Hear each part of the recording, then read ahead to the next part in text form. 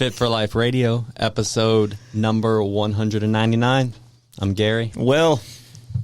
Today we're going to be diving into melatonin.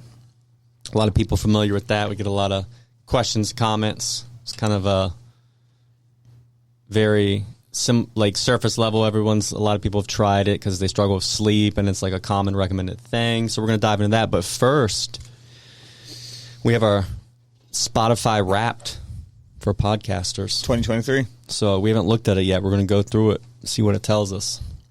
I'm real curious. It tells us about y'all that are listening. Yeah, not us. There's 3 of you or what? So first up, it tells us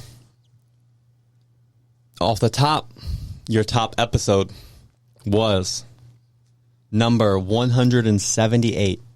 Episode 178, Coach Convo, NKT, Disc Golf, and Fitness Insights. That's Ben. With Ben Lingle.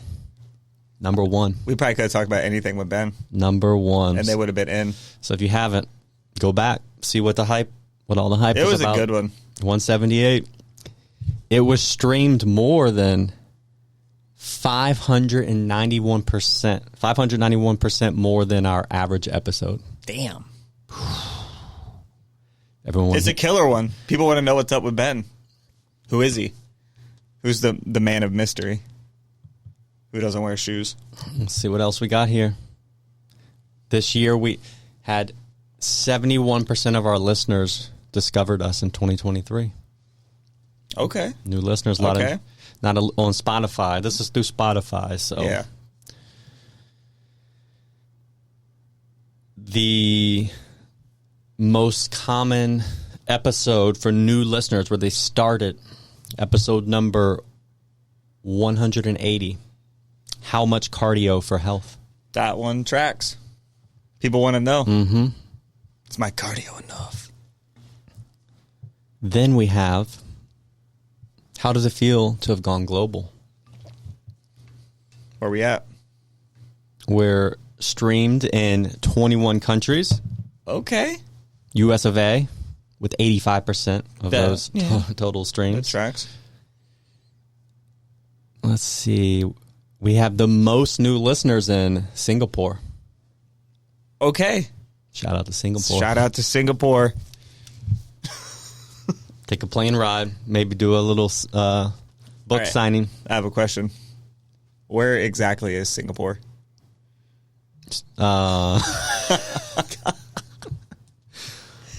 Singapore is in Korea. No, it's not. It's a country. Good Lord. I thought it was a city. It's not a city? Let's see. Where's it at, man? Need to pull out that globe. Start studying. All right, Singapore. Nah, it's somewhere in Asia. Yeah, no shit. It's like... Oh, wow, it's like at the bottom. Kind of near Indonesia. Let's get the map. You know, I'm okay at geography, but clearly not as okay as I want to be. Yeah. It's near Indonesia, Sumatra. Okay. You know that Sumatra blend coffee? Mm-hmm. Thailand. Bangkok. Yeah. I got the full map. It's in that zone? I see it now. Okay, we know where it's at. Damn. Show me the flag, I would have known. They're better. You would have no idea. Let's see what their best dish is. Oh. That's how I know places. Chicken rice. Chicken. The original. Should have known. I feel like every single cuisine across the world is like chicken and rice, except for like European countries. Everybody else, chicken and rice is like a staple. Mm-hmm. Yeah, I mean, that's what Google says, kind of. Satay.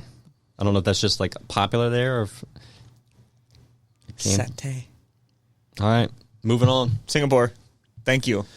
What are our listeners into? Our listeners top podcast genres. Number 1, health and fitness. Makes sense. Number 2, society and culture. Number 3, comedy. Okay. I was expecting something weird like murder mysteries or romance novels they like comedy. That's why they listen to us. That is, I think. Our listeners' top music genres were number 1, pop. Number 2, rock. Number 3, rap. Okay, that's pretty normal. I hope number 1 favorite artist is Justin Bieber. Justice Bieber. Our listeners told their friends about us. Oh, did they? Our podcast was shared all over. 39% Instagram, 37% a direct link, 13% other, 8% Facebook, 3% text, and them DMs. In them DMs. Always appreciate sharing. Yeah. Oh, do you want to know our most shared episode? It wasn't our episode It wasn't our episode on geography. That's it was number 187. What was that? Fast food fitness, how to make smart choices at top chains. That's a good one. If you haven't listened, go. Number 187, share it with your friends. Our podcast rating was 5.0. Can you feel the love? Oh, that's good. I feel the hug. Are you a gardener? I dig it. Am I a gardener? Because your podcast saw some nice growth this year. Come on, man. We had an increase of 25% in followers. Yeah, that's dope. And now we have to give a shout out to our biggest fans. Hey, number 1, Diego. You're a top 10 podcast for 96 fans. Represent.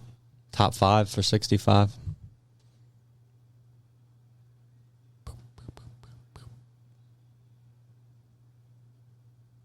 Number 1 for 29. That means they're listening more than Joe Rogan.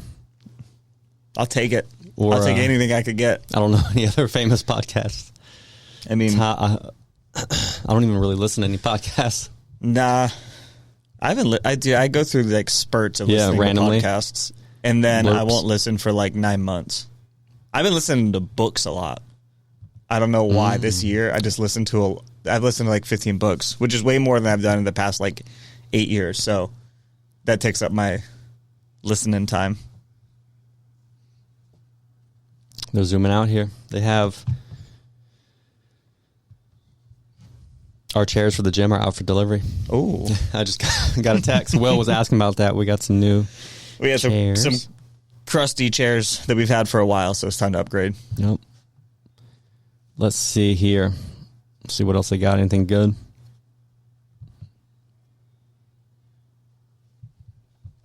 They made something for us.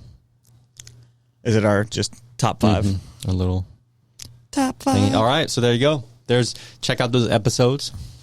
Yeah, I think that's probably the most useful and informative information. There is our most popular episode from this year, the one that new people landed on the most and the most shared. Peep 'em. Big fan. If you know me, you know I'm always on the run, up early and home late, so having a 3-hour morning routine isn't really in the cards for me. What is in the cards is AG1. It's a fast way to get vitamins and minerals I need to perform. I first gave AG1 a try because I wanted a single solution that helps support my entire body by filling in nutrient gaps and simplifying my morning routine. Since drinking AG1 daily, I've always felt strong and energized and ready to attack the day.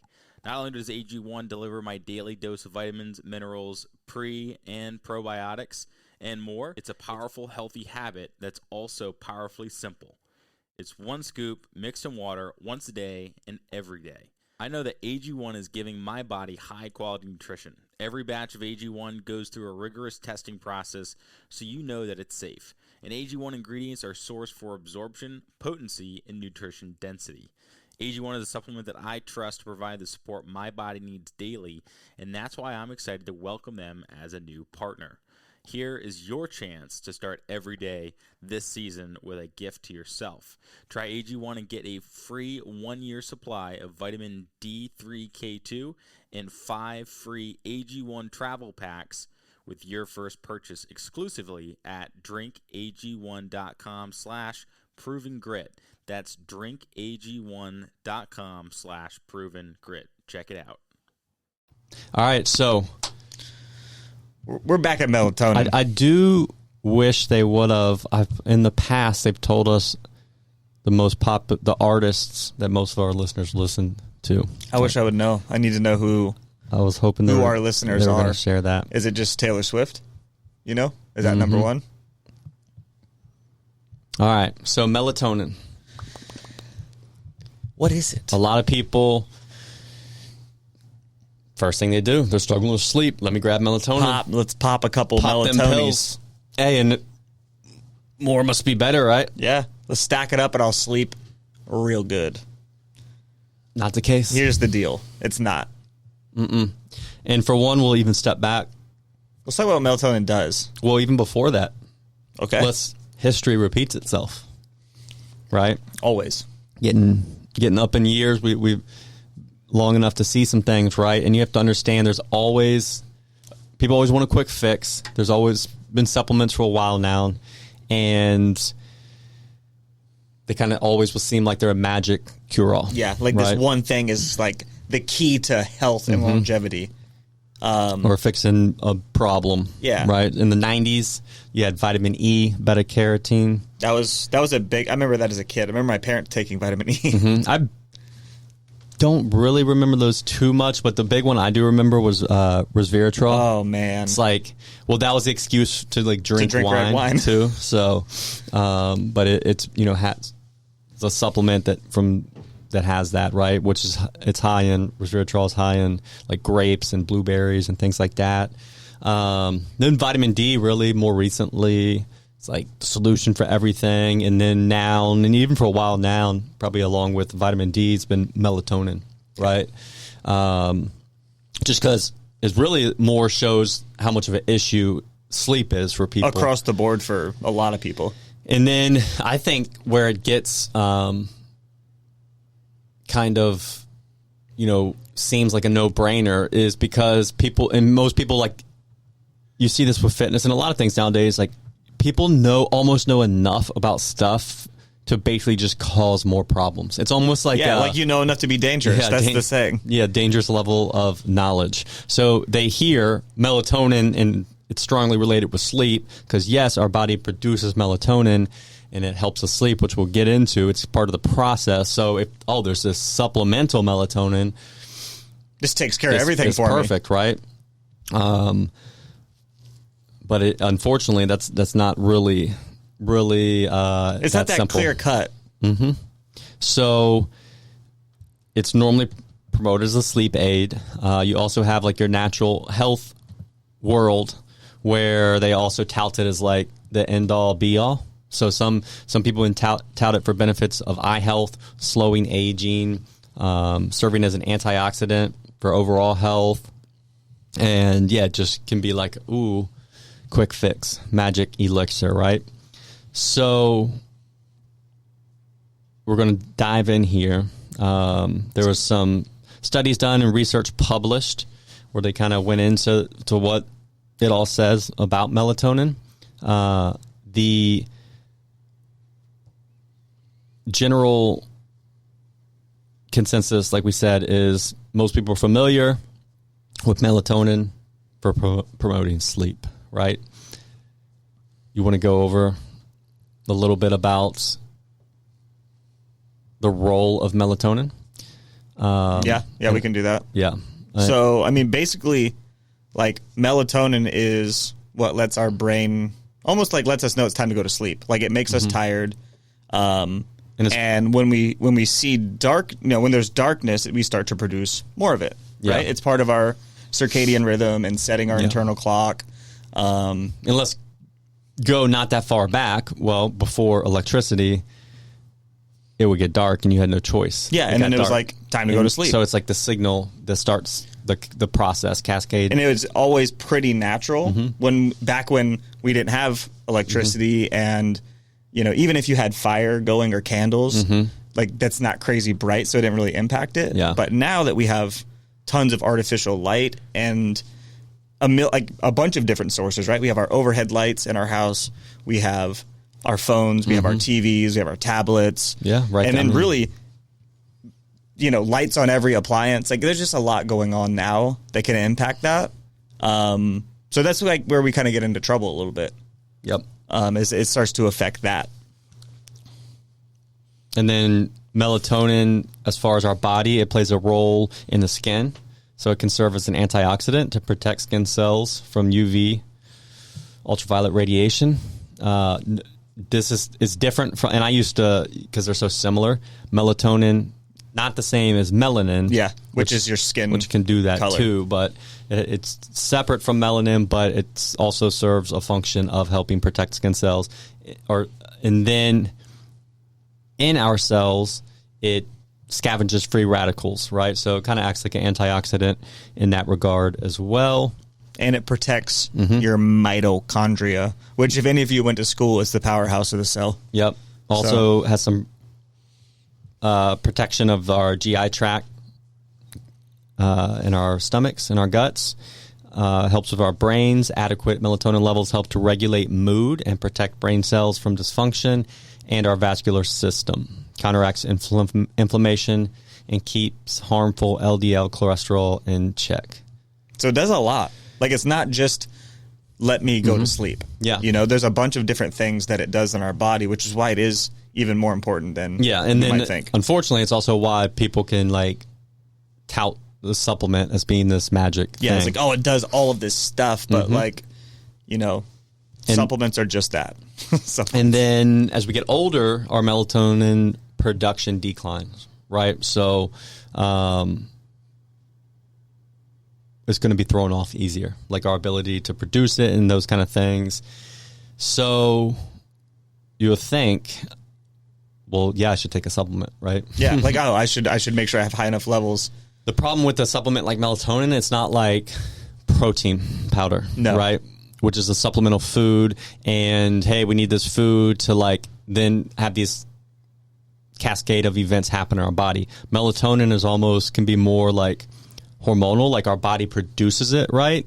And the problem with supplementing that is it's kind of like, it's not the same, but just to have an analogy, that's why like if men start taking, or even women too, we see this with birth control, right? Like supplemental testosterone or estrogen. Well, then since we're taking the supplemental, our body's own processes of, say, creating testosterone can shut down. Yeah, they're disrupted. Shut off, get disrupted, and then that causes can cause problems, right? And then remembering too, a lot of hormones kind of balance with each other. Yeah. And so it can throw other hormones off as well. Yep. And then what happens is then people do it willy-nilly, take it, that's why like if you're, steroid users can end up wacky and it's, but TRT with the doctor's supervision in teeny small doses can maybe be effective, right? Same thing with melatonin is if people you just start popping, it's so easy to just, because it's over the counter. Oh, you can go to the store and buy whatever and take as many as you want. Yep. So the reality is, you're trying to fix your sleep, melatonin should be a last resort, not a first resort. Yeah.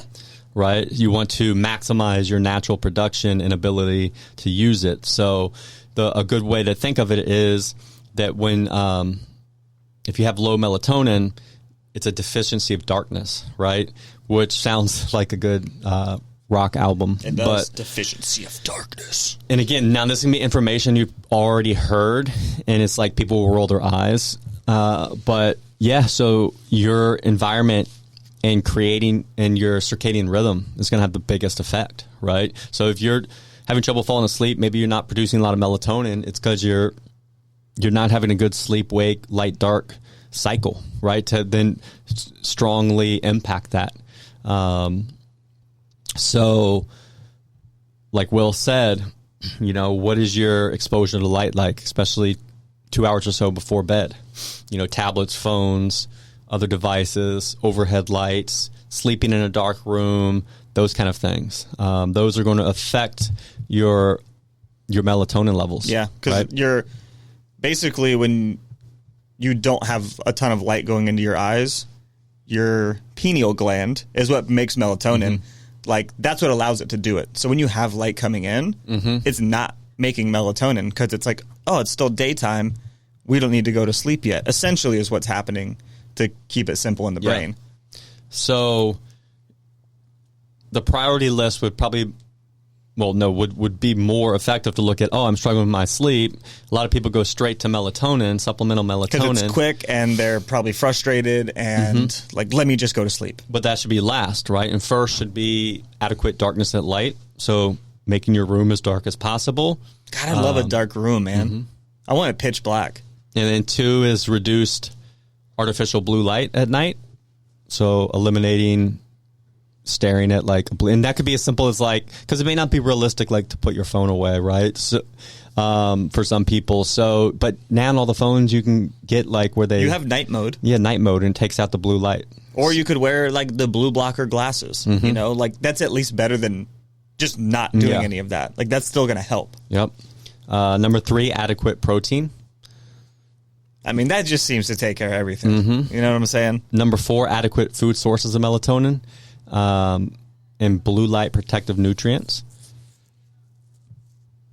So those are a lot of times the foods you hear hyped up, like cherries and such, which we'll get into that. And then 5, supplemental melatonin, right? Yeah. So the last thing should be that supplement. And then when it comes to supplemental melatonin,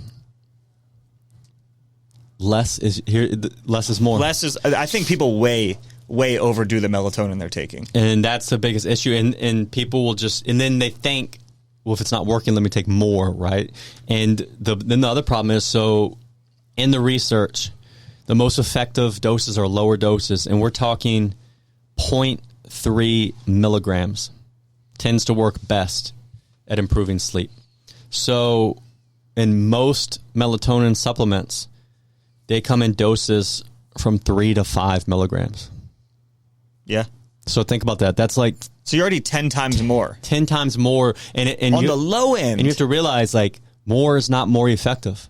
The 0.3 is more effective. It's best at improving sleep.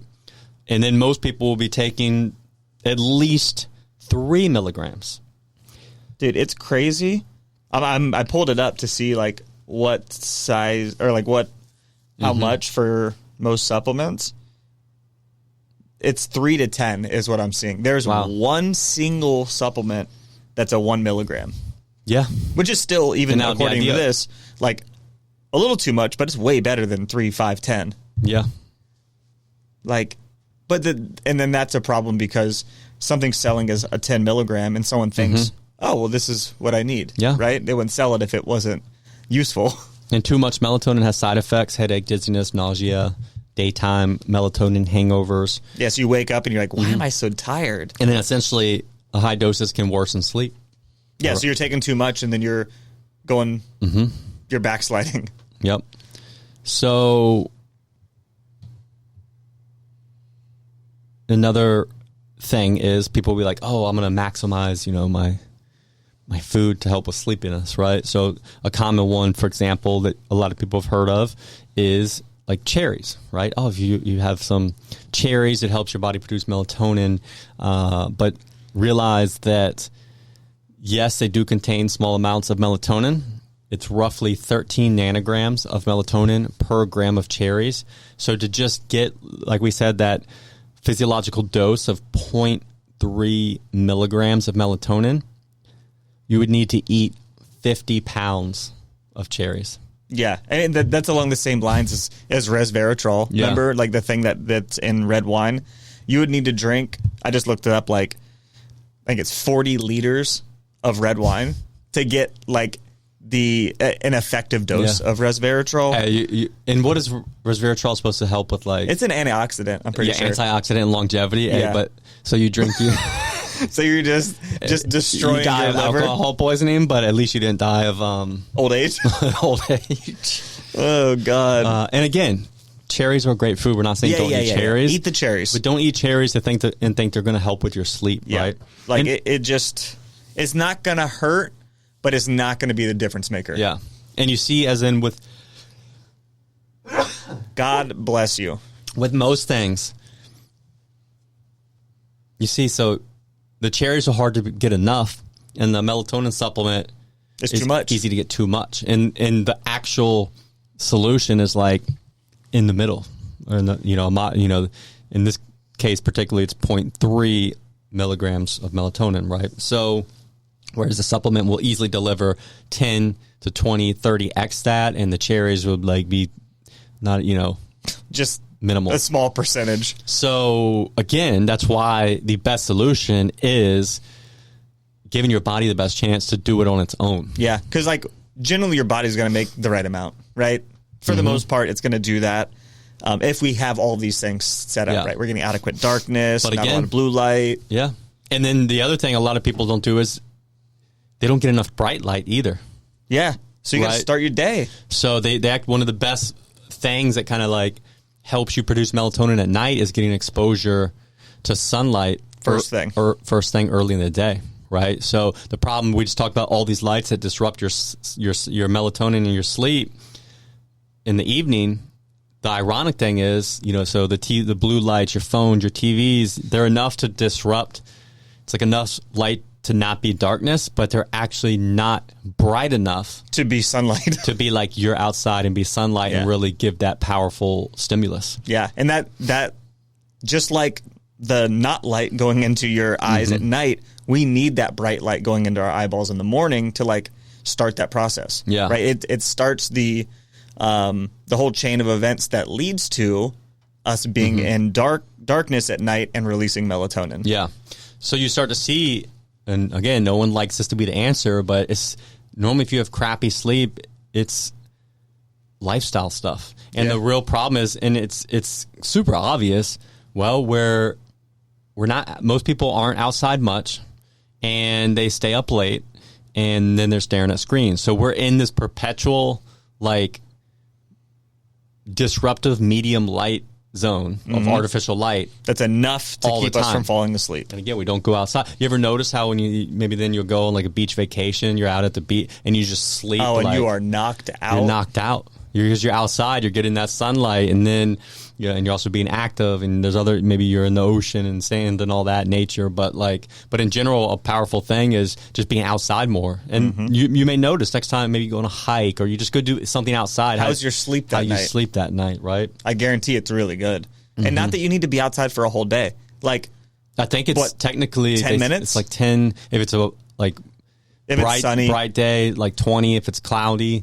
So we're not telling you to go outside for 4 hours, but like a useful habit is a morning walk.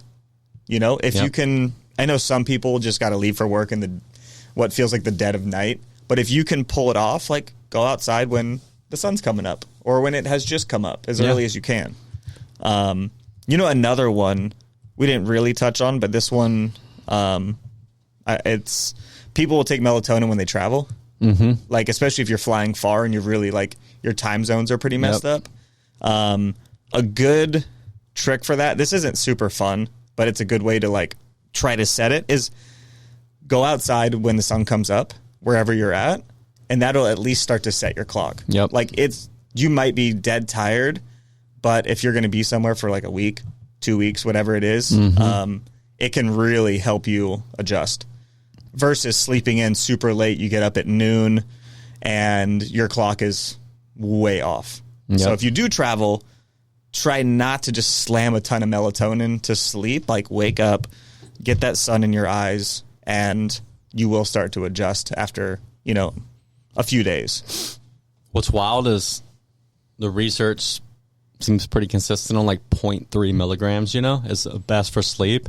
And I can't find any. You can't find the a supplement. Smallest supplement I can find is 3 milligrams. And they say a big reason of that is because like people want to feel like they're getting a value. Yeah. People think like, oh, it's only 0.3. Yeah. It's like not, so it's more a business thing. Yeah. It's a marketing thing. And marketing. So yeah, I can't even find Like you said, you found something that was 1 milligram tablets, but I wouldn't even know how you get that 0.3. You got to chop that baby up. But they normally come in like those liquid capsules, right? Yeah. Yeah, that's pretty wild. Damn, 3 milligrams. What would be 0.3 milligrams would be a nanogram? 3 nanograms? 0.3 milligrams. MCG? Oh, no, nanograms are way smaller. Let's see. Milligram. Microgram? Dude, they should just market it as micrograms, man. 300 micrograms. We're done. They're taking 300 to something. You know? Yeah. That's what marketing is. It's just Here we go. tricking people, right? Now, that's what they do sell it in. So here's like Carlisle melatonin 300 MCGs. Boom. Low dose melatonin. That should say appropriate dose. Here's another one, life extension. And it's like $5-10. Micro melatonin. Low dose, Carl. Yeah, that's It's funny like that. It's marketed as like very low dose, where it's like that should be the normal dose. Yeah. So it looks like on Amazon, there's like life extension brand, which is, I use that for other stuff. Yeah, I use life extension magnesium. Yeah. In Carlisle, good. they have it. Yeah, that's, man. So And it's hard as a consumer too, when you don't really know. yeah, they're smart too. So like you said, that's how they market it. And it's 365 tablets. It's basically a year's worth. Ooh, For $9.99. that's it. That's good. Not that you want to take melatonin every day, but yeah. Now, if I will say this, I can't recommend that you do. You actually do use this, but say you do all of those things and you're doing your best and then maybe need to supplement with it for a little while to help your sleep. There's probably nothing wrong with that. But disclaimer, you should ask your doctor. Yeah. And not us. But that would be the path I would follow. I've actually never taken melatonin. I've never taken it either. I don't have any problem sleeping, but I'm about to have a baby. Good luck. Don't take melatonin, man. Get that bright light. You and the baby get that bright light in the morning. Set that clock. You already know. Baby, they're going to be like, damn, this dude's out here walking his baby at 7 a.m. every morning. They think I'm just walking them. Nah. I'm trying to setting that clock, daddy. Setting that baby circadian rhythm. Even though so did you know they have like a bunch of like cycles? That's why they're like early on they can't really match up yet. Yeah. But they can after like a month or so start to create a little one, like circadian rhythm based, and like light and stuff helps. And there's more and more people kind of suggesting that, like taking them outside for a walk. I mean, it seems pretty intuitive, I think, to do that. So yeah. Just don't just fill your baby with melatonin. You know what I mean? Mm-hmm. Just seems like a bad idea. Damn, no one even. Yeah, definitely don't do that. Just slip a couple in the milk. Yeah. Nah. There's probably, I wonder if there's melatonin in mother's milk. Oh. There is, there's other things that happen when when the baby's nursing. They go in the mother to make it easier for the mom to fall asleep. Breast milk naturally contains melatonin. Mm-hmm. I wonder how much. Let me get a quarter cup. I already knew what you were going to say. Bed. Oh, man. It varies wildly. Oh, man. You get a little thimble. Hey. Is that 0.3? Is that 300? 300 micrograms? Oh, man. How can I increase melatonin in my baby? Just make sure they sleep in a dark room. Mm-hmm. That's it. For naps and overnight sleep if they're under 2 years old. There you go. Timing of expressing milk in a baby drinking it affects infant sleep. Dude, I didn't know that this was a thing. Does 7 p.m. breast milk have melatonin? That's what I was. So babies who drink breast milk during the night that was expressed in the daytime may take longer to fall asleep due to changes in the level of the sleep-inducing hormone melatonin in the milk. Hey, the level of melatonin peaks at 11 p.m. You need that 11 p.m. milk. Damn. That late night milk. Our Maybe strategy. have So what? little cookie with it. It's wild, right? It's wild. It's crazy, man. So our strategy. So obviously, I guess in a perfect world, as we see, look at the nuance. Like a baby would nurse with the mother all the time, right? But I feel bad, like making Alexis just Do it all the time. every hour. She won't get no sleep. So our plan is like shifts. Mm-hmm.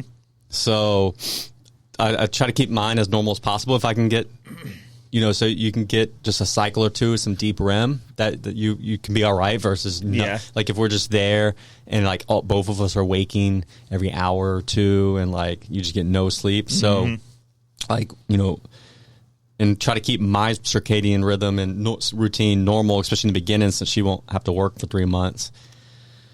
So we normally go to bed at like 9, right? So I'll basically go to bed at like 8 or 9 and then sleep till like 1.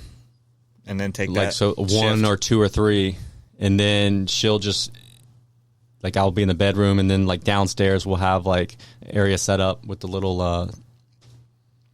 for the baby and like we can kind of sleep on the couch and basically attend to it and then switch, right? And so then I'll do like 1 or 2 to like 7, 8, 9, and then she'll sleep. Damn. You gonna label that breast milk? You're So- gonna have your 7 p.m. drink and your. Yeah, make sure it was expressed at nighttime. That sounds like a lot of work. Well, and then you get Like, into shit, you just do your best. Yeah, I mean, really. And then there's even like, so obviously if the dad's going to do that, you're going to have to bottle feed them. Mm-hmm. So then it's like, but it's drinking from the nipples different than drinking from a bottle. So it can kind of like make then the breastfeeding harder for the baby. So then it's like, then do you end up having to just do all bottle for everyone? You gonna get a fake boob? I mean, That might help. Put that baby on. nah. It's the actual, Yeah, I know. but latching and all that. Yeah. But so yeah, it's like, and that's where you realize it's just like, and we know this with fitness stuff, right? People want to like plan everything And optimize everything. And the real reality is you just got to do stuff and then just And you just got to do your best and consistently do it. and go as you go, right? Like Especially a baby. Yeah. Like, dude, they're probably the least, like, consistent thing in the world, especially at first. yeah, and it comes and it's trade-offs, right? Yeah. Well, if we don't want the mom to like basically have to do everything Then at all times, then there's a trade-off. Then they may have to like, you're gonna have to figure out what the situation is gonna be, and right? it's not the end of the world. Yeah, like you can go to the opposite, right? So if in a perfect world you'd say like the baby can latch and it's breastfeed all the time for like the first 3-6 months, right? Well, then you would kind of say, well, the not perfect opposite of that would be Only bottle feed. they only formula, Yeah. right? They only can bottle feed formula, and the reality is that tons of people have only been bottle fed formula and we're fine, Yeah. right? So, it's you not shoot for the ideal, yeah, but like wherever you land, you just do your best. yeah, to like, Especially because you can always lay the best plan, and that just doesn't work. yeah, You know? yep. But Damn. that's our rough plan to start, and we haven't really thought about it. We're not like too tied to it, but it's like, okay, well, Well, you got to have an idea of like, this is Yeah. what we're going to try and do yep. and see how it shakes out. So, Man, yeah, it's coming up quick. but I mean, it could be right now. I just got I a know. text. It could be like I'm going in labor. Dang. That wasn't it though. Nah, it was the chairs. Just the chairs. But yeah, but that is interesting, Nick, the melatonin levels and expression Yeah. and stuff. So that will work out well with our plan. Technically because she will be up doing that first. Well, you know what?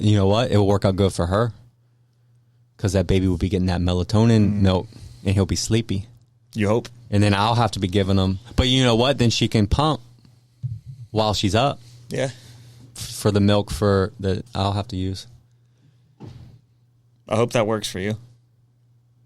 And if not, I'll just call Will. Yeah. Be like, Nah, I don't keep my phone in my you room. come work a shift. slide in. Oh, man. They can't see that well, so he might just think that you're me. Can they smell well? Yeah, they're like dogs, so their sense of they would know sound, and they'll basically know people, their caregivers, from their voice and their smell. That dad smell. Dad smell. They only see in they can see black and white, high contrast really well. Really? Or like their cones just develop as we get older. They don't really start to see till like vividly at like 6 months. Damn. Kind of blurry before then. So like we got this toy and it has like all these high contrasting like black white things that you play with them with when they're little. Damn, they're really just figuring it out at that. Mm-hmm. Yep. I'm glad I'm past that, you know. But they'll be able to recognize you already. Like they can hear in the womb, like your voices and stuff. Dogs, they can hear the dog. Obviously, dogs can smell them too, and hear them. That's why they're like best friends. Their heartbeats. But yeah, get that melatonin. Melatonin. So just, you know what? Try to get some sun early in the day. Try to get not a lot of light at night, and start there before you start just popping those melatonies. You know. Mm-hmm. And if you do, maybe seek out those 300 micrograms, which is the 0.3 milligrams technically, which has been shown through research to be the most effective for sleep. Yeah. Always start with less. With any supplement, I think. Like, you generally want to do, like, the minimum effective dose. Yeah. And then, you know, with supervision or advice from your doctor, you can always add more. Yeah. There you have it. Get those micros. We appreciate you for listening. Let us know. Send us a message if you take melatonin, if you've had experienced side effects or what your deal, or has it been great for you? Or if you've leaned on it for a while, you know, we'd just love to have some feedback. Yeah. All right. We'll catch you next time. See ya. As always, thanks for listening, guys. If you want to learn more, check us out at coastalfitnessva.com or garydeagle.com. We'll see you next time.